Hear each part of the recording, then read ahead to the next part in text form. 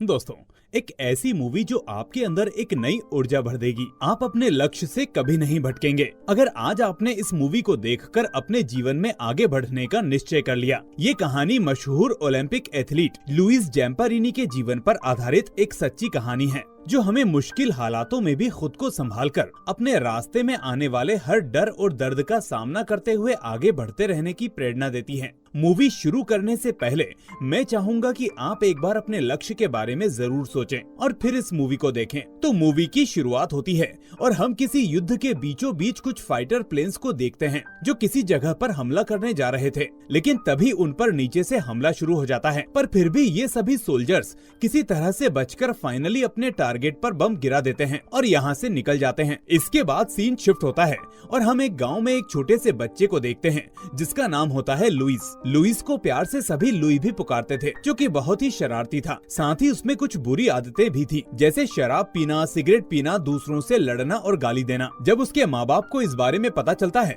तो उसकी बहुत पिटाई होती है, लेकिन लुई के ऊपर इस चीज का कोई भी असर नहीं होता और वो दोबारा उन्हीं कामों को शुरू कर देता है। वहीं दूसरी तरफ उसका बड़ा भाई पीटर उससे बिल्कुल अलग होता है। वो पढ़ने में भी होशियार था और परिवार के सभी लोग उसकी बहुत तारीफ करते थे। खैर, एक दिन लुई ग्राउंड में छुपकर शराब पी रहा होता है कि तभी उसे कुछ लोग देख लेते हैं। उन लोगों में पीटर भी शामिल होता है। इसके बाद सभी लुई को पकड़ने उसके पीछे भागते हैं, लेकिन कोई भी उसको पकड़ नहीं पाता। पीटर उसे तेज भागते हुए देखकर हैरान हो जाता है, क्योंकि उसे आज तक इस चीज का अंदाजा भी नहीं था। अगले दिन वो लुई के पास जाता है और बड़े भाई की तरह उसे समझाता है कि सभी लोग तुमसे चिढ़ रहे हैं, तुम किसी की बात नहीं मानते, लोगों से झगड़ा करते हो, लेकिन फिर भी तुम्हारे अंदर की एनर्जी खत्म नहीं होती। जबकि मैं जानता हूँ कि तुम्हें लोगों से लड़ना पसंद नहीं, ये बस तुम अपनी फ्रस्ट्रेशन में करते हो। लुई कहता है कि अच्छा है, आपको ये चीज पता है, पापा और माँ सभी लोग आपकी तारीफ करते हैं क्योंकि आपको पढ़ना पसंद है, आप अच्छे नंबर लाते हो। मुझे तो सब सुनाते हैं, आप जैसा बनाना चाहते हैं, जबकि मुझे पढ़ना पसंद नहीं। तो बताओ भैया, मैं क्या करूं? इसलिए मेरी फ्रस्ट्रेशन लड़ाई में बदल जाती है। ये सुनकर पीटर कहता है कि क्यों ना तुम एक काम करो, आज जो लोग तुमसे लड़ते हैं, तुमसे सवाल करते हैं, तुम उनसे कम्पीट करो और रेस करना शुरू करो। तुम एक बहुत अच्छे रनर बन सकते हो, मैंने तुम्हें देखा है। इसलिए अगर तुम्हें दुनिया को जवाब देना है और उनसे रिस्पेक्ट पानी है तो तुम्हें खुद को साबित करके दिखाना होगा। फिर देखना, यही लोग तुम्हारे बारे में दूसरे लोगों को बताया करेंगे। लेकिन लुई पर इन बातों का कोई फर्क नहीं पड़ता। हालांकि पीटर कहता है कि मैं कल ही अपने कोच से बात करूंगा, तुम अगली दौड़ में हिस्सा लेना ताकि वो तुम्हें देख सके, फिर हम तुम्हारी ट्रेनिंग पर काम करेंगे। अब छोटा भाई होने के नाते लुई अपने बड़े भाई की बात मान तो लेता है, लेकिन रेस के बारे में ज्यादा कुछ नहीं सोचता। कुछ दिन तक अब पीटर लुई को प्रैक्टिस करवाना चालू कर देता है, जिसके कुछ दिन बाद लुई स्कूल में एक रेसिंग कंपटीशन में हिस्सा लेता है। उसका भाई कहता है कि ये तुम्हारी पहली रेस है, इसलिए अपनी जान लगा देना। अब रेस शुरू होती है, लेकिन लुई जानबूझकर धीरे धीरे दौड़ता है। वो चाहता था कि इस रेस को न जीते,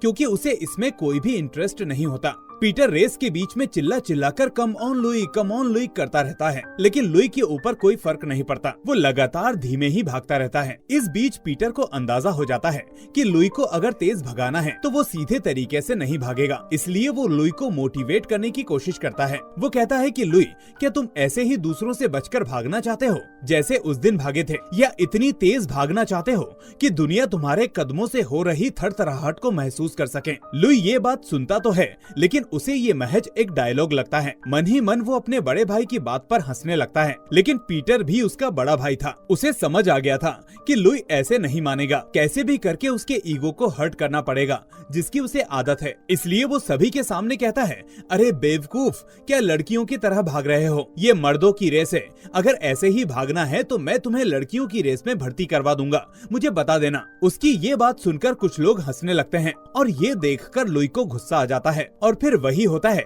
जो पीटर चाहता था। लुई एकदम से रफ्तार पकड़ता है और देखते ही देखते एक लैप में सभी लड़कों को पीछे छोड़ देता है। इसके बाद फाइनल लैप की जब बारी आती है तो वो अपना एक्स्ट्रा एफर्ट्स लगाकर पूरी ताकत से भागता है और फाइनली उस रेस को बाकी लड़कों से पहले ही खत्म करके नंबर 1 पर आ जाता है। कोच ये देखकर बहुत हैरान हो जाता है, क्योंकि वो समझ नहीं पाता कि आखिर एक लड़का कुछ दिनों की ट्रेनिंग में इतनी तेज कैसे दौड़ सकता है। वो समझ जाता है कि लुई के पास स्पेशल टैलेंट है, जिसे लुइस को काम पर लगाना होगा। रेस जीतने के बाद सभी लोग लुई को कांग्रेचुलेट करते हैं, जिससे लुई को भी रिस्पेक्ट मिलने का एहसास होता है जो वो सभी से चाहता था। और वो ये भी समझ जाता है कि पीटर ने जानबूझकर उसको ये सब बोला, इसलिए वो आगे से रेस की प्रैक्टिस कंटिन्यू करता है और देखते ही देखते वो बड़ा हो जाता है। अब पीटर साइकिल पर और लुई खुद पैदल भागकर प्रैक्टिस करने लगता है। कुछ दिनों में एक रेस को ऑर्गेनाइज किया जाता है जिसमें विनर को ओलंपिक में जाने का मौका मिलने वाला था। लुई उस रेस में हिस्सा लेता है और बेहतरीन प्रदर्शन करने लगता है,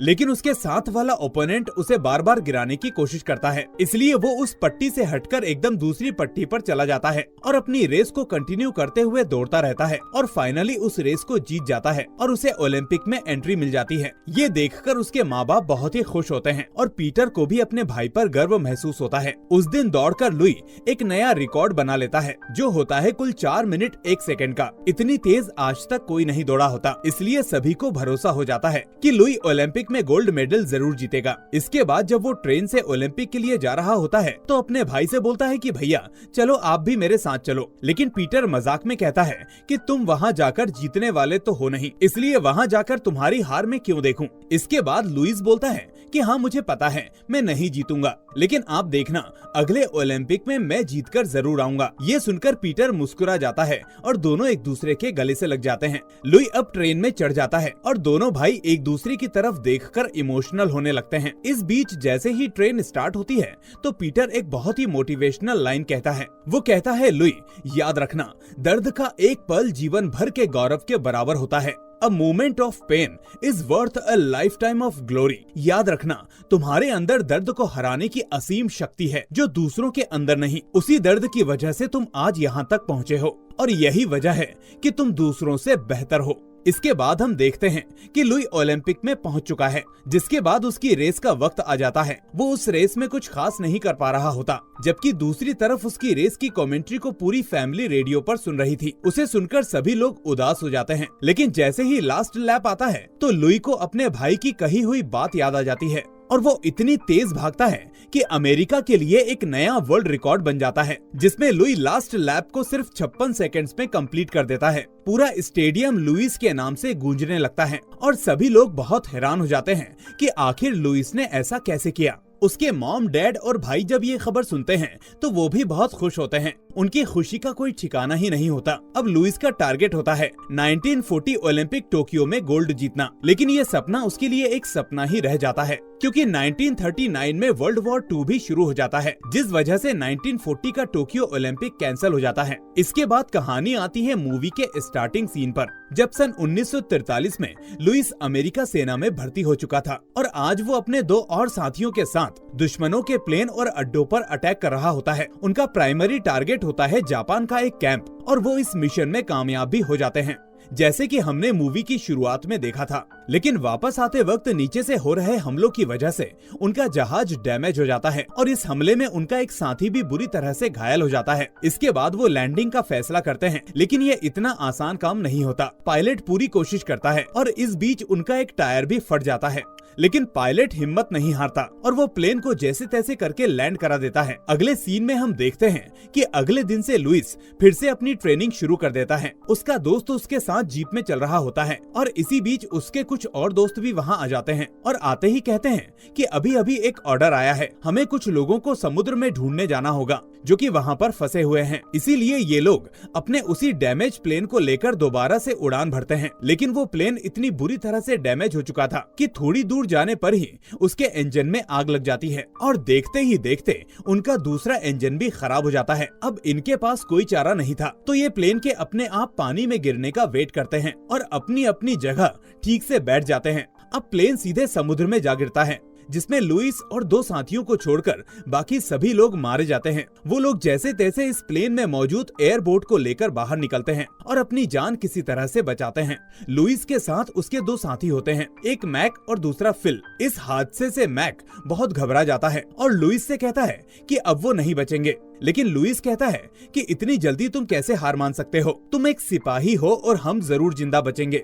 तभी लुइस को बोट पर कुछ खाने का सामान मिलता है, जिसमें कुछ चॉकलेट्स और एक पानी की बोतल होती है। वो अपने साथी से बोलता है कि हमें एक चॉकलेट के टुकड़े को सुबह शाम खाना होगा, क्योंकि हमें इस बात का बिल्कुल अंदाजा नहीं है कि हम लोगों को कब और कौन बचाने आएगा। अब ये लोग समुद्र के बिल्कुल बीच में होते हैं। वो जहाँ नजर घुमाते हैं उन्हें सिर्फ पानी ही पानी दिखता है। वो पूरी रात उसी बोट पर गुजार देते हैं और अगली सुबह उन्हें एक उम्मीद की किरण दिखाई देती है। वो देखते हैं कि उनके ऊपर से एक प्लेन गुजर रहा है। ये देखकर वो बहुत ही खुश हो जाते हैं और जल्दी से फ्लेयर गन का इस्तेमाल करते हैं, लेकिन वो प्लेन तब तक आगे निकल जाता है और उसकी नजर उन लोगों के ऊपर नहीं पड़ती। देखते ही देखते वो तीनों की नजरों से ओझल हो जाता है, जिससे उनकी उम्मीद पूरी तरह से टूट जाती है। इस बीच लुइस देखता है कि जो चॉकलेट का पैकेट था वो पूरी तरह से खाली हो चुका है। वो अपने साथी मैक पर बहुत चिल्लाता है कि मैक ने एक बार में ही ये सारी चॉकलेट खा ली थी। लुइस उससे पूछता है कि तुमने ऐसा क्यों किया, तो मैक उससे कहता है कि मुझे भूख लगी थी इसलिए मैंने खा ली। लुइस कहता है कि तुमने खा तो ली, लेकिन इससे हम सभी पर फर्क पड़ेगा और ऐसा फर्क पड़ेगा कि तुमने सोचा भी नहीं होगा। अब उन लोगों को उस बोट पर रहते रहते पूरे 3 दिन हो जाते हैं और 3 दिन से भूखे प्यासे होने का असर उनके चेहरे पर दिखने लग जाता है। वो ऊपर वाले से दुआ कर रहे होते हैं कि कोई उन्हें बचा ले। तभी ऊपर वाला उनकी सुन तो लेता है, लेकिन इसका मतलब ये नहीं कि कोई उनको बचाने आ जाता है। दरअसल इस बीच एक पक्षी वहाँ आकर बैठ जाता है। अब तीनों इतने दिनों से भूखे थे, इसलिए वो सोचते हैं कि अगर हम इसका शिकार कर लें तो अच्छा होगा। लेकिन लुइस के मन में ऐसा नहीं था, पर वो ये भी जानता था कि अगर इन लोगों ने कुछ नहीं खाया तो जल्दी ही ये लोग मर जाएंगे। इसलिए वो खुद उस पक्षी को पकड़ लेता है और फिर तीनों उसका शिकार कर लेते हैं। लेकिन कच्चा होने की वजह से वो सब उनको नहीं पचता और तीनों की तबीयत खराब होने लगती है। इस बीच फिल को आइडिया आता है और वो कहता है कि क्यों ना हम इसको चारे की तरह इस्तेमाल करें और मछलियों को पकड़ लें। इसके बाद तीनों मछलियाँ पकड़ना शुरू कर देते हैं और इस तरह अपनी भूख मिटाते हैं। लेकिन इससे उनकी मुसीबत कम नहीं होती, क्योंकि उसी रात समुद्र में तूफान आ जाता है और बड़ी बड़ी लहरें उठना शुरू हो जाती हैं। अब अगले ही पल वहाँ बारिश भी होने लगती है और इतने दिनों बाद वो ठीक से पेट भर पानी भी पी पाते हैं। अब सबकी हालत बहुत ही खराब हो चुकी थी, लेकिन फिर भी 27 दिन बाद उन्हें फिर से उम्मीद दिखती है। एक और प्लेन उनके ऊपर से गुजरता है और वो उसे इशारा करते हैं। ना देखने पर वो फिर से फ्लेयर गन का इस्तेमाल करते हैं, लेकिन ये एरोप्लेन अमेरिका का नहीं बल्कि जापान का होता है, यानी दुश्मन का जहाज। इसलिए वो उनकी जान बचाने के बजाय उल्टा उन पर हमला कर देते हैं। इसके बाद तीनों अपनी जान बचाने के लिए पानी में कूद जाते हैं, लेकिन वो जापानी फाइटर प्लेन लगातार गोलियां चलाए जा रहा था, जिसकी वजह से उनकी बोट में छेद हो जाता है। अब उनके पास एक ही बोट बचती है। कैसे भी छुप छुपाकर पानी में रहते हुए वो उस प्लेन से बच जाते हैं और उस प्लेन में बैठे सोल्जर्स को लगता है कि ये लोग मारे गए। इसके बाद 45 दिन पूरे हो जाते हैं और कोई भी इंसान इतने कम खाने पीने के साथ 45 दिन तक जिंदा नहीं रह सकता। इसलिए हम देखते हैं कि मैक की हालत खराब होने लगती है और वो इस सब से हार मान जाता है और उसकी जान चली जाती है। फिल और लुइस बहुत उदास होते हैं। लुइस को इस बात का बहुत अफसोस होता है कि उस दिन चॉकलेट की वजह से उसने मैक को उल्टा सीधा बोला था। खैर, इसके बाद वो उसे समुद्र में छोड़ देते हैं और फिर दोनों अपनी अपनी मौत का इंतजार करने लगते हैं, क्योंकि वो जानते थे कि अगर 45 दिन में कोई एरोप्लेन उन्हें बचाने नहीं आया तो इसका मतलब वो उन लोगों को मरा हुआ समझ चुके हैं। लेकिन उन दोनों की किस्मत में कुछ और ही लिखा था। कुछ दिन बीतने के बाद उन्हें एक कड़ी धूप में एक छाया दिखती है, लेकिन ये छाया उनके लिए सुकून नहीं, अंधेरा लाने वाली थी। दरअसल वो एक जापानीज शिप के पास आ पहुंचते हैं, जहां जापान के सैनिक उन्हें पकड़ लेते हैं और जापानीज कैंप में ले जाते हैं, जो कि जंगल के बीचों बीच होता है। वहां का हेड लुइस को पहचान लेता है, क्योंकि उसके पास एक न्यूज़पेपर की कटिंग होती है जिसमें लुइस की ओलंपिक वाली फोटो थी। दरअसल ये वर्ल्ड वॉर 2 का टाइम चल रहा होता है, तो अमेरिका और जापान के बीच में लड़ाई चल रही होती है। इस वजह से लुइस अभी भी इनका दुश्मन है। हम देखते हैं कि अमेरिकन लोगों से दुश्मनी निकालने के लिए वो इन लोगों को अंधेरे कमरे में बंद करके रखते हैं और बहुत ही मारते हैं। अगले दिन ये लोग उन दोनों से कपड़े उतारने को कहते हैं, जिसके बाद मजबूरन लुइस और फिल अपने कपड़े उतारकर घुटनों के बल बैठ जाते हैं। अब लुइस से ये सब बर्दाश्त नहीं होता और उसकी आंखों से आंसू गिरने लगते हैं। दोस्तों, ये बहुत ही इमोशनल सीन होता है और हम यहाँ लुइस की अंतरात्मा से आ रही आवाज को सुन सकते हैं। उसने कभी अपने घुटने नहीं टेके थे और आज उसको इस तरह शर्मिंदा होना पड़ रहा था। खैर, अब कुछ दिनों बाद इन लोगों को एक नए जापानीज कैंप में भेजा जाता है, जहाँ पर हजारों की तादाद में अमेरिकन सैनिकों को गुलाम बनाकर रखा गया था। हम देखते हैं कि उस कैंप में चारों तरफ दहशत होती है, क्योंकि सभी लोगों पर वहाँ बहुत ही जुल्म किए जा रहे थे। वहाँ कुछ दिन रखने के बाद सभी कैदियों को ओमोरी डिटेंशन कैंप में ले जाते हैं, जहाँ का कमांडिंग ऑफिसर मुत्सुहिरो वतनाबे उनसे कहता है कि तुम जापान के दुश्मन हो और तुम्हारे साथ दुश्मनों जैसा ही व्यवहार होगा। ये सुनते हुए वो देखता है कि लुइस उसकी तरफ देख रहा है, इसलिए वो लुइस की तरफ चला जाता है और उससे कहता है कि लुक एट मी, यानी कि मेरी तरफ देखो। और जब लुइस उसकी ओर देखता है तो वतनाबे उसे लाठी से मारता है। ऐसे ही 2-3 बार मारने के बाद वतनाबे उससे कहता है कि कभी भी मेरी तरफ मत देखना, वरना अच्छा नहीं होगा। लुइस काफी जख्मी हो चुका था, नाक में लगी चोट से वो दर्द के मारे तड़प रहा था। हम देखते हैं कि उन कैदियों को बहुत बुरे हालातों में रखा गया था, तो ना तो उन्हें अच्छा खाना मिलता था और ना ही रहने और सोने के लिए अच्छे बिस्तर। उन कैदियों ने वतनाबे का निकनेम द बर्ड रखा हुआ था, क्योंकि वो वहाँ पर उसका नाम नहीं ले सकते थे। और ये नाम वतनाबे की पर्सनालिटी से काफी मिलता जुलता था, क्योंकि वो दिखने में किसी पतले पक्षी जैसा लगता था, जो हर कैदी पर अपने तेज शिकारी पंजे रखता था। साथ ही अपने शिकार को नोच नोच कर फिजिकली और इमोशनली टॉर्चर करके मार डालता था। वतनाबे एक बड़ा ऑफिसर बनना चाहता था, लेकिन वो बन नहीं पाया और इसीलिए वो कैदियों को टॉर्चर करके अपनी भड़ास निकालता था। और अब लुई उसका यानी बर्ड का मनपसंद शिकार बन चुका था। अगली सुबह वतनाबे कहता है कि हमारे ओमोरी कैंप में बहुत सारे टैलेंटेड कैदी हैं, जिनमें से एक ओपेरा सिंगर, एक शेफ और एक ओलंपिक एथलीट भी शामिल है। यानी उसे लुई के ओलंपिक करियर के बारे में पता चल चुका था। फिर वो लुई की एक सिपाही के साथ रेस करवाता है, लेकिन लुई काफी कमजोर हो चुका था, इसलिए वो ठीक से भाग नहीं पाता और गिर जाता है। रेस हार जाने पर वतनाबे उसकी बेइज्जती करके उसे बहुत मारता है। फिर रात में कैदियों को अपनी खुफिया इंफॉर्मेशन से पता चलता है कि यूएस आर्मी नजदीकी मार्शल आइलैंड तक पहुंच चुकी है और अगर हालात ठीक रहे तो वो जल्दी ही ये जंग भी जीत जाएंगे। जब वतनाबे को इस बात का पता चलता है कि कुछ कैदी उनकी खुफिया जानकारी चुरा रहे हैं, तो वो उन्हें खूब टॉर्चर करता है। अपने साथियों की ऐसी हालत देखकर लुइस कहता है कि मैं वतनाबे को जान से मार डालूंगा, चाहे उसके बाद जापानी सैनिक मुझे गोलियों से भून दें। लेकिन तभी उसका साथी, जो कि एक कमांडर था, वो उसे समझाता है कि वतनाबे को जान से मार देना उसकी असली हार नहीं होगी। उसकी असली हार तब होगी जब हम उसके अत्याचारों को सहते हुए जंग खत्म होने तक जिंदा रहें और अपने अपने घर सही सलामत पहुँचे। तब वतनाबे को एहसास होगा कि हमारा हौसला उसके अत्याचारों से कहीं ज्यादा मजबूत है और वही उसकी असली हार होगी। उसकी ये बातें सुनने के बाद लुई कहता है कि तुम बिल्कुल मेरे बड़े भाई पीटर की तरह बात कर रहे हो। वो कहता था कि अगर तुम किसी चीज को झेलने की क्षमता रखते हो तो तुम उस चीज को जैसे चाहे वैसे ढाल सकते हो, यानी if I can take it I can make it. खैर, शाम के समय वो यूएस एयरफोर्स को जापान पर हमला करते हुए देखते हैं। सब कैदी उस हमले से काफी खुश थे, लेकिन वतनाबे को उस हमले से गुस्सा चढ़ने लगता है। इसलिए वो रात के वक्त लुई को नींद से जगाकर बेल्ट से मार मार कर अपना गुस्सा ठंडा करता है। और जब लुई उससे पूछता है कि तुम हर बार मुझे ही क्यों टारगेट करते हो, तो जवाब में वतनाबे उसे मारकर बेहोश कर देता है। सभी समझ जाते हैं कि अगर लुई के साथ ऐसा ही चलता रहा तो वो जल्दी ही मर जाएगा। अब लुई एक फेमस ओलंपिक एथलीट था और अमेरिकन्स ये मान चुके थे कि लुई मर चुका है। तो एक जापानी ऑफिसर उसे रेडियो के जरिए अमेरिका में ये मैसेज भेजने के लिए मना लेता है कि वो जापान के वॉर कैंप में जिंदा है और जापानी फौज उन पर कोई जुल्म नहीं कर रही। लेकिन असल में जापानियों को उससे कोई हमदर्दी नहीं थी। वो तो अपने देश की छवि को सही दिखाने के लिए ये सब कर रहे थे और इसीलिए वो ऑफिसर्स उसे रेडियो मैसेज के जरिए एक चिट्ठी पढ़ने के लिए कहते हैं ताकि अमेरिका को गलत साबित किया जा सके। वो कहते हैं कि बदले में वो उसे रहने खाने के लिए अच्छी सुविधाएं देंगे। कुछ अमेरिकन्स इसके लिए मान चुके थे, लेकिन लुई अपने देश के साथ गद्दारी करने से मना कर देता है, इसलिए उसे अमोरी कैंप में वापस भेज दिया जाता है। लुई को वापस देखकर वतनाबे समझ चुका था कि लुई टॉर्चर सह लेगा, लेकिन वो उनकी बात कभी नहीं मानेगा। वो उसे कहता है कि पहले दिन तुम्हारी आंखों में देखकर मुझे पता चल गया था कि तुम मेरी तरह ही एक बहादुर जवान हो। मैंने सोचा था कि हम दोनों दोस्त बनेंगे, मगर अफसोस जापान का दुश्मन कभी मेरा दोस्त नहीं बन सकता। तुमने हमारा ऑफर ठुकराया, जबकि तुम्हें अच्छा खासा यहाँ से भेज दिया गया था। इसका मतलब तुम हमारी रिस्पेक्ट नहीं करते, क्योंकि तुमने हमारी बात नहीं मानी। इसलिए उसे रिस्पेक्ट सिखाने के लिए वतनाबे हर एक कैदी को लुई के मुंह पर एक जोरदार मुक्का मारने का ऑर्डर देता है और ना चाहते हुए भी उन सभी कैदियों को ये करना पड़ता है। पहले सभी कैदी धीरे धीरे मारना शुरू करते हैं, तो वतनाबे उल्टा उन कैदियों को मारने लगता है।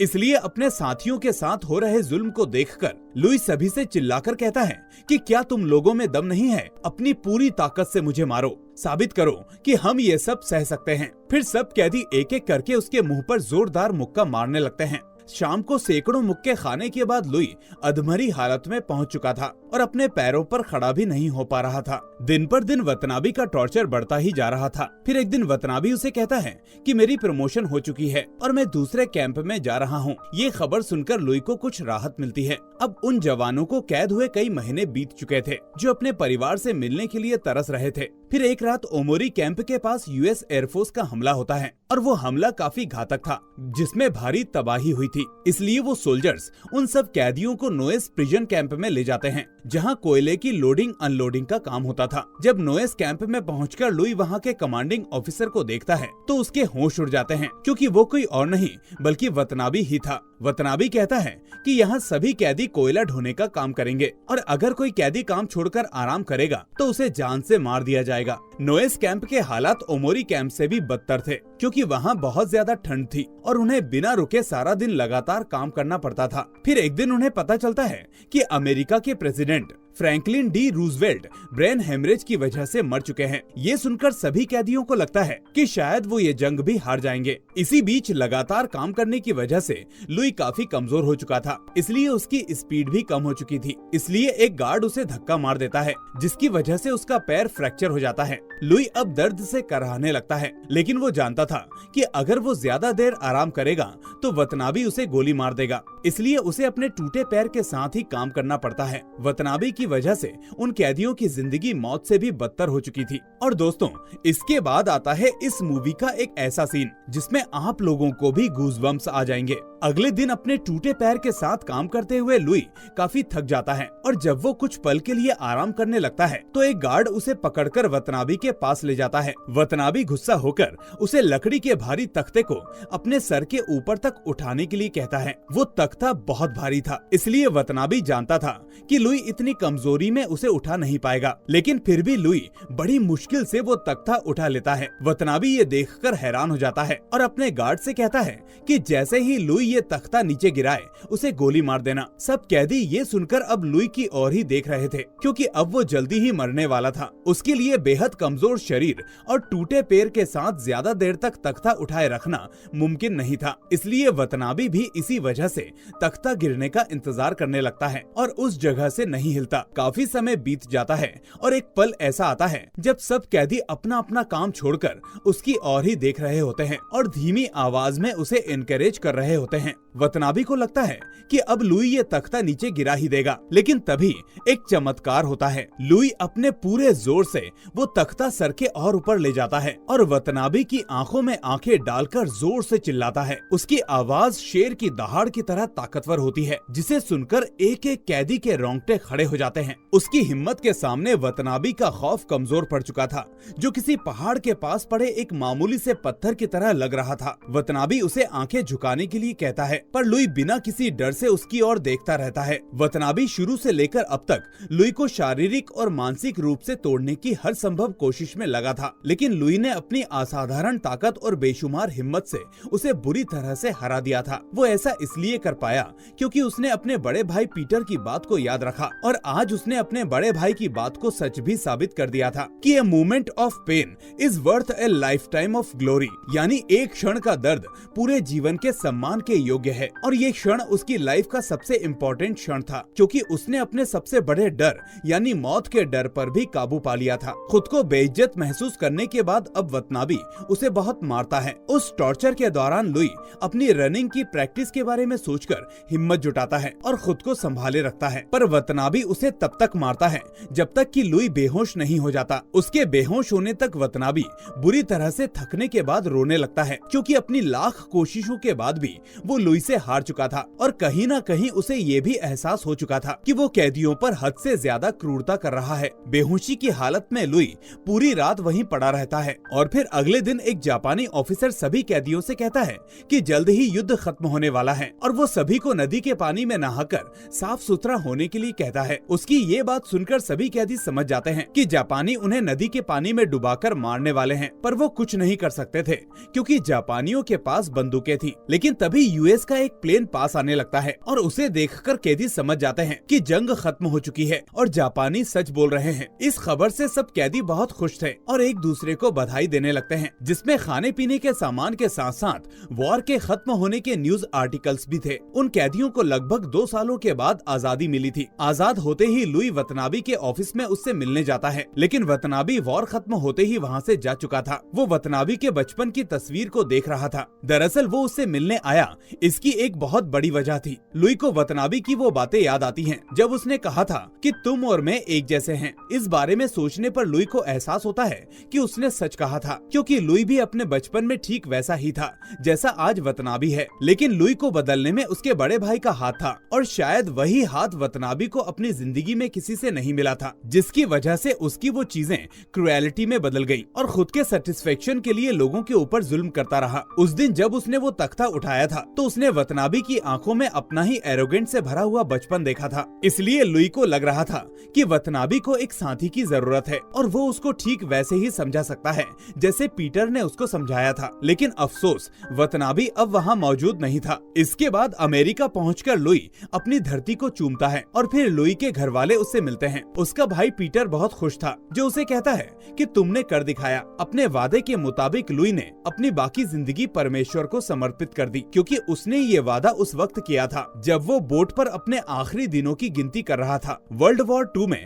जापान के सरेंडर के बाद वतनाबी अपनी जान बचाने के लिए छुप गया था, क्योंकि अमेरिका की सरकार ने उसे वॉर क्रिमिनल घोषित कर दिया था। पर बाद में जापान के साथ अपने अच्छे रिश्ते बनाने के लिए उन्होंने वतनाबी को भी माफ कर दिया। फिर लुई उन सभी सिपाहियों से मिला जिन्होंने उसे टॉर्चर किया था और उसने भी सबको माफ कर दिया। उसने गुहार लगाई कि मुझे वतनाबी से मिलना है, लेकिन वतनाबी ने उससे मिलने से इनकार कर दिया। लुई की कहानी से हमें ये शिक्षा मिलती है कि अपने लक्ष्य को पाने के लिए हमारे रास्ते में बहुत सारी मुश्किलें आएंगी, बहुत सारे दुख दर्द और तकलीफें झेलनी पड़ेंगी, लेकिन हालात जैसी मर्जी हो चाहे और कुछ भी हो जाए, खुद को कभी टूटने नहीं देना चाहिए और पूरी हिम्मत से सभी परेशानियों का सामना करना चाहिए, क्योंकि अगर हम एक बार सच्चे मन से ठान लें तो हम कुछ भी कर सकते हैं। दोस्तों, इसी के साथ मैं आप लोगों से रिक्वेस्ट करता हूँ कि इस वीडियो को लाइक करके अपने दोस्तों के साथ शेयर करना ना भूलें और वक्त मिले तो एक बार इस मूवी को जरूर देखें। साथ ही जो लोग नए हैं वो चैनल को सब्सक्राइब करके नोटिफिकेशन बेल को भी दबा दें। अब मैं मिलूंगा आपसे अगली ऐसी ही वीडियो में। Till then take care and thanks for watching.